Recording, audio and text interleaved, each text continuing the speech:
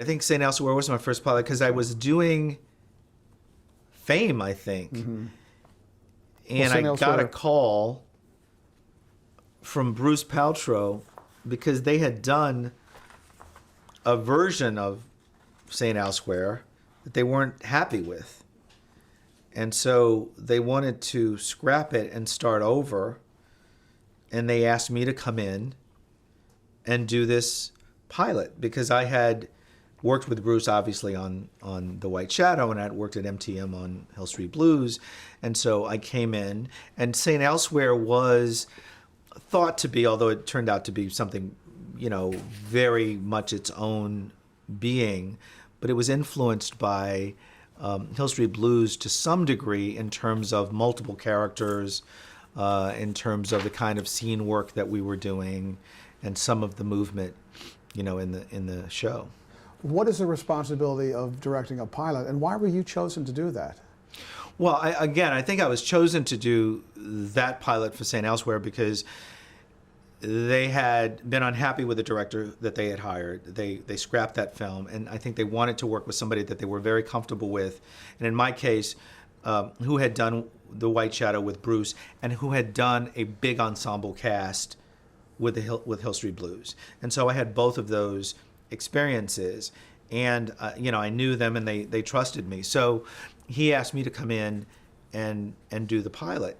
And yes, it was a huge responsibility, one, in that case, because they had rejected the work of somebody else already.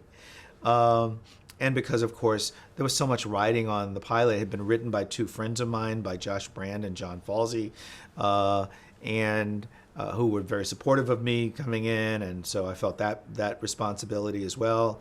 But because so much was riding on it as a pilot, and I had not done that before, so I did feel that pressure.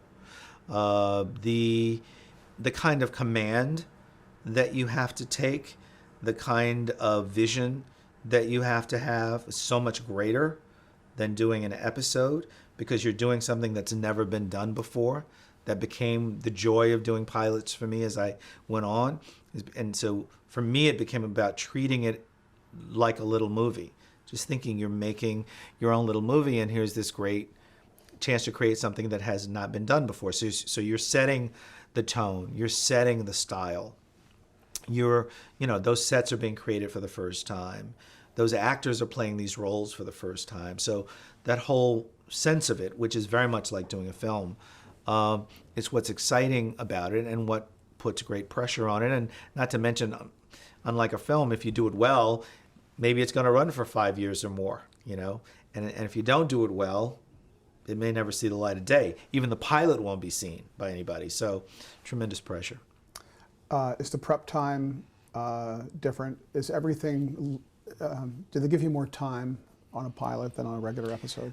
You do have more time on a pilot than on a regular episode. Let's say you might have, it depends on which year of television we're talking about. You might have 7 or 8 days on an episode, and on the pilot, you might have 12 to 14 days, to shoot it. So you do have more time. You have more money because the network and the studio are investing more in the pilot because they want it to prove that it's worthy of being a series, because it's this one bet that you get to make. And so you want to put your best foot forward and do the best you can to show that it can be something great. And so that part of it's different, but it's also different because there is more writing on it. You have more input from people. So the network's more anxious. The studio's more anxious. The producers are more anxious.